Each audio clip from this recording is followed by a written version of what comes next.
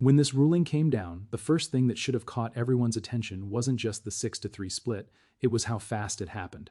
The Supreme Court doesn't usually move at lightning speed. This is an institution built on delays, careful wording, and slow procedural steps. So when it steps in under emergency authority, that alone is a signal. It's the court saying, if we don't act right now, something irreversible is about to happen. And that's exactly what this was about. This wasn't theoretical harm. This wasn't a legal debate for law journals. This was a ticking clock hanging over the lives of more than 600,000 people. Emergency rulings are rare because the standard is incredibly high. The court has to believe that allowing a lower court decision or an executive action to continue would cause damage that can't be undone later, even if the challengers eventually win. Lost jobs, forced removals, broken families, legal status wiped out overnight, those aren't things you can just rewind.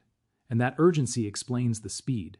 The justices weren't weighing a distant policy question, they were confronting an immediate crisis created by government action, moving faster than the law itself.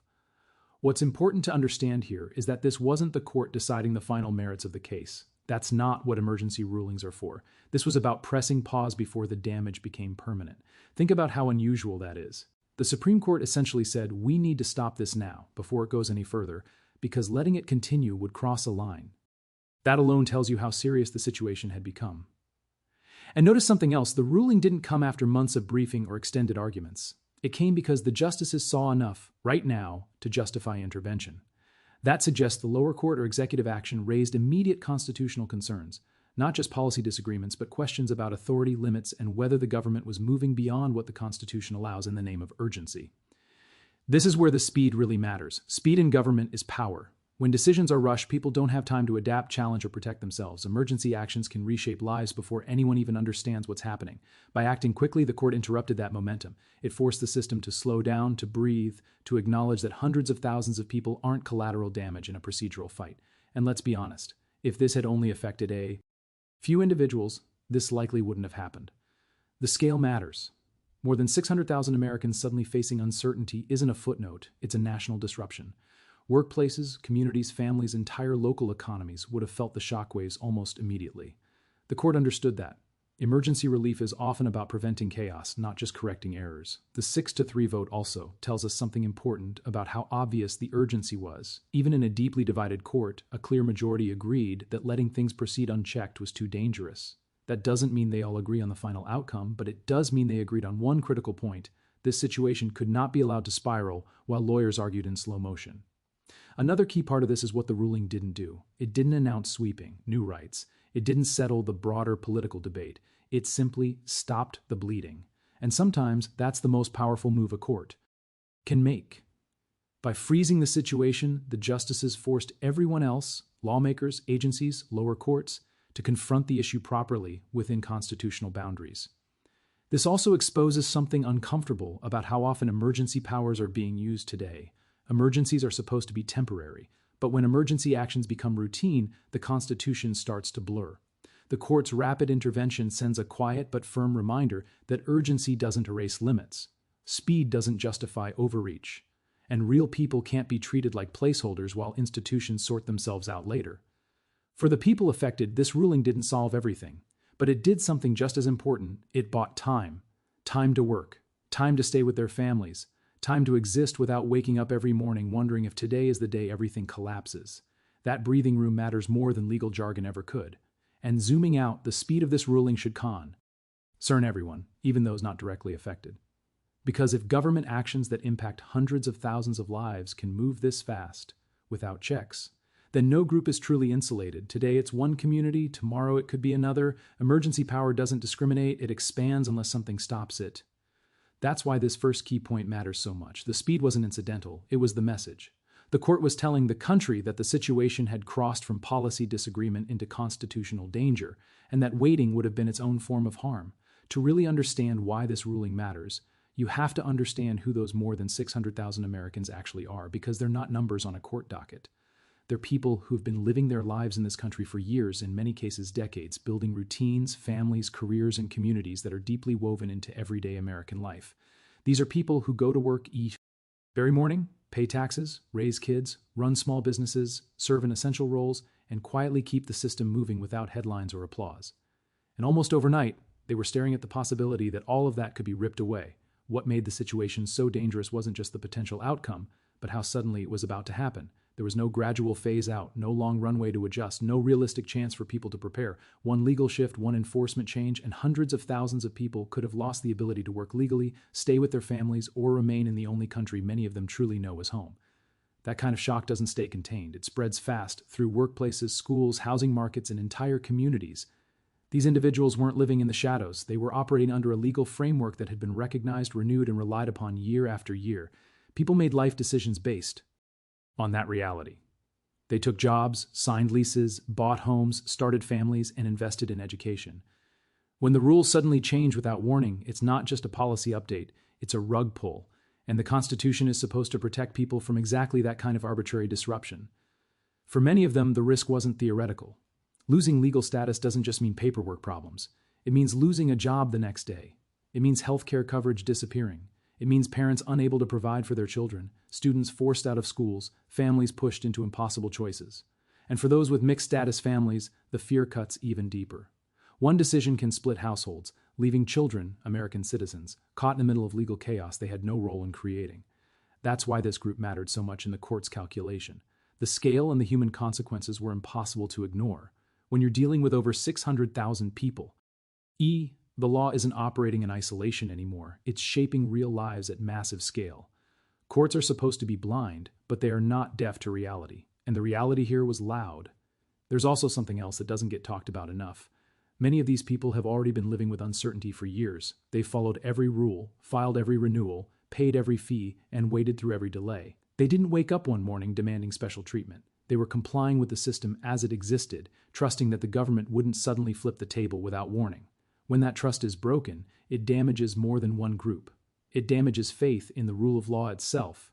And let's be clear, the ruling wasn't about granting new privileges or expanding benefits. It was about preventing sudden harm. It was about stopping a chain reaction that would have destabilized lives in a matter of days or weeks. Courts step in when the law threatens to do. Violence to stability, and that's exactly what was on the line here. Think about the economic impact alone. Entire industries rely on this workforce. Healthcare, education, construction, technology, service sectors. Losing hundreds of thousands of trained, experienced workers overnight doesn't just hurt individuals, it hits local economies hard. Employers lose talent, communities lose contributors. And the ripple effects land on everyone, not just those directly targeted. But beyond economics, there's the moral weight of it. A society that allows hundreds of thousands of people to exist in a constant state of legal whiplash sends a chilling message. That your life plans are provisional, your contributions conditional, your stability disposable. That's not how a constitutional system is supposed to function. The urgency here wasn't manufactured, it was real. These people were suddenly at risk because the ground beneath them was about to shift without warning or consent. That's why emergency relief was necessary. When the law threatens to upend lives at this scale, speed becomes an ethical issue, not just a procedural one. This ruling didn't erase their uncertainty. It didn't promise permanence. But it did something critically important. It acknowledged their humanity in a system that too often treats people like file numbers. It recognized that stability matters, that reliance matters, and that mass disruption should never be the default setting of governance. And that's the uncomfortable truth at the center of this case, when more than 600,000 people can be placed in jeopardy by a single legal move. The problem isn't just the policy, it's the fragility of the protections beneath it.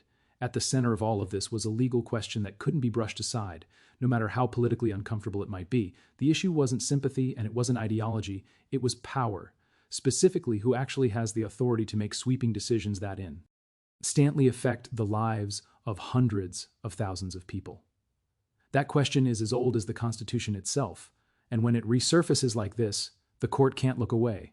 What was being tested here was whether the executive branch, backed by lower court rulings, had gone beyond the limits set by law. Emergency authority exists for a reason, but it is not a blank check. It's supposed to be narrow, temporary, and grounded in clear authorization. The problem arises when emergency measures start looking permanent, or when they're used to bypass Congress entirely. That's when constitutional alarms start going off. This case forced the court to confront a dangerous precedent. If one branch of government can unilaterally alter the legal reality for more than 600,000 people with immediate effect, what's stopping it from doing the same to any other group tomorrow? The Constitution doesn't just protect popular decisions, it exists precisely to restrain power when it moves too fast or too far. The legal question, stripped down to its core, was simple but profound. Can the government create reliance over years, encouraging people to build lives under a specific legal framework, and then abruptly dismantle that framework without clear congressional approval or sufficient procedural safeguards? Because if the answer to that is yes, then due process becomes optional and stability becomes an illusion. Due process isn't just about court hearings and paperwork. It's about fairness over time. It's about predictability. It's about the idea that the government cannot pull the rug out from under people who have acted in good faith under the rules it set. That principle applies to everyone, not just this group. And the court had to decide whether that principle still had teeth. Another layer of this legal question involves separation of powers. Congress writes the laws, the executive enforces them, the courts interpret them. When those lines blur, constitutional balance starts to collapse. The concern here wasn't just what decision was made, but how it was made, and whether the proper branch of government had actually spoken. Emergency action can't be used as a substitute for legislation, especially when the consequences are this massive. That's why the court couldn't treat this like an ordinary policy dispute. The stakes weren't just administrative, they were structural. If the executive can reshape legal status on this scale without clear authorization, then Congress becomes irrelevant and the courts become reactive instead of protective. That's not how the system is designed to work. The justices didn't need to resolve every aspect of that question immediately. What they needed to decide was whether allowing the action to proceed would effectively answer that question by default, by letting the consequences happen before the law was fully examined. And that's where the danger was. Once people lose their jobs, their status, their stability, you can't undo that harm later, even if a court eventually rules in their favor. This is why the emergency posture mattered so much. The court wasn't saying, this action is definitively unconstitutional. It was saying, there is a serious legal question here, and the consequences of getting it wrong are too severe to ignore. That's a critical distinction.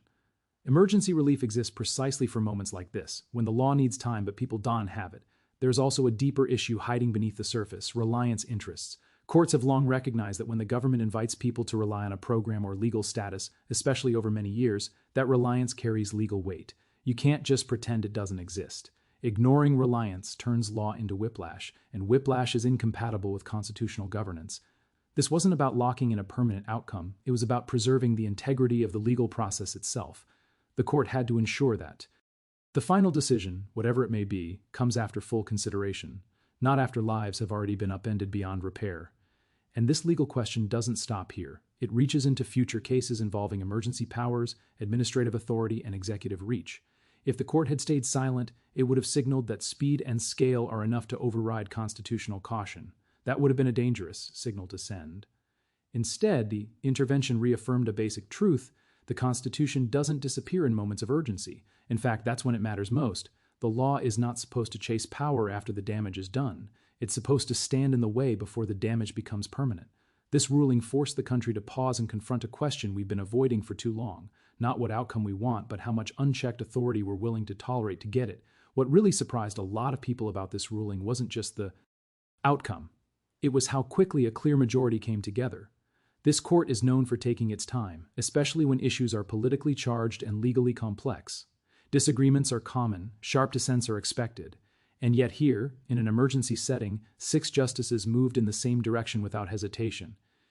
That tells you something important. The risk was obvious enough that delay itself became unacceptable. This wasn't a case where the court was asked to settle a culture war or pick sides in a partisan fight. It was a moment where the consequences of inaction were staring them in the face. When hundreds of thousands of lives are about to be disrupted at once, legal caution can't become legal paralysis. Even a court deeply divided on ideology can recognize when the system is about to do something it can't take back. The speed of the alignment matters because it signals that this wasn't a close call on urgency. The justices didn't need to be convinced that harm was immense. In it, they could see it. Emergency relief doesn't come from abstract sympathy. It comes from recognizing that allowing events to unfold would effectively decide the case before the law was fully examined. That's a line the court is reluctant to cross, and here it chose not to. It's also worth noticing what this moment says about how the court views its role. This wasn't about imposing a final answer. It was about preventing irreversible consequences while the legal process plays out. That distinction matters. The majority wasn't rushing to declare victory for one side. It was stepping in to stop momentum from turning into damage. When a conservative-leaning majority acts quickly like this, it undercuts the idea that every decision is driven by politics alone. The Constitution still sets guardrails even when outcomes are uncomfortable or controversial. Emergency power, executive reach, and administrative authority all have limits, and when those limits appear to be tested too aggressively, the court can respond Fast. There's also a practical reality here. Courts understand that once something happens on this scale, the damage becomes normalized.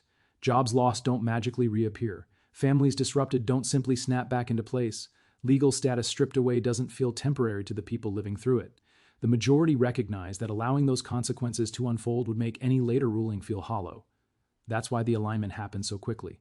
The question wasn't whether everyone agreed on the broader policy debate. The question was whether the judicial system should allow a massive shift in legal reality to occur before the law had its full say. On that point, 6 justices agreed no. This kind of swift consensus also sends a message to lower courts and federal agencies. It says that when actions move too fast, too broadly, and with too little regard for reliance and stability, the Supreme Court is willing to step in, even outside its normal timeline. That's not something it does lightly, and the fact that it happened here should make everyone pay attention. It's easy to underestimate how rare this is. Emergency rulings aren't routine. They're disruptive, they invite criticism, they force the court into the spotlight. Yet the majority still acted. That suggests they believed the alternative, staying silent, would have been worse. Silence, in this case, would have allowed the legal system to become an accomplice to chaos. Another important point is that speed doesn't mean recklessness. The court didn't rush to judgment, it rushed to prevent harm. There's a difference. The legal questions remain open, arguments will be heard, decisions will be written, but the lives involved won't be sacrificed in the meantime. That balance between caution and responsibility is what emergency authority is supposed to look like. And let's not ignore the institutional instinct at play here. The Supreme Court protects not just individual rights, but the credibility of the legal system itself. If courts are seen as powerless to stop obvious harm simply because procedure moves slowly, trust erodes. The majority understood that allowing the situation to spiral would damage public confidence in the judiciary's ability to act when it truly matters. The 6-3 split doesn't mean unanimity, but it does mean clarity. It means that for 6 justices, the danger crossed a threshold that required immediate intervention. That kind of clarity doesn't come from politics. It comes from recognizing a constitutional pressure point under strain. This ruling wasn't loud, it wasn't celebratory, but it was decisive. It showed that even in a polarized era, there are moments when the court can still function as a stabilizing force, stepping in not to decide everything, but to stop something from going too far or too fast. There was something else happening beneath the surface of this ruling, something the court didn't spell out in bold letters but made clear through its actions. This decision carried a message, and that message was directed straight at the executive branch. It wasn't shouted, it wasn't dramatic, but it was unmistakable. Emergency power has limits, and those limits still matter. Even when speed and authority are tempting, when the government acts under the banner of urgency, it often assumes the courts will catch up later. The logic is simple: move fast now, sort out legality afterward. But this ruling disrupts that pattern. By stepping in early, the court signaled that it will not always wait for the consequences to unfold before asking hard questions. In other words, the judiciary doesn't exist just to clean up messes after the fact. Sometimes its role is to stop the mess from happening at all. This matters because emergency authority has a way of expanding if it goes unchecked. What begins as a temporary measure slowly turns into standard operating procedure. When that happens, the acceptee on becomes the rule, and constitutional safeguards start to feel optional. The court's intervention reminds the executive branch that urgency does not erase accountability, and scale does not justify shortcuts. There's a deeper warning embedded here. Decisions that affect hundreds of thousands of lives are not minor administrative adjustments. They are structural moves that reshape legal reality, and when those moves are made without clear congressional backing or sufficient procedural protections, the Constitution demands scrutiny, not after the damage is done, but before.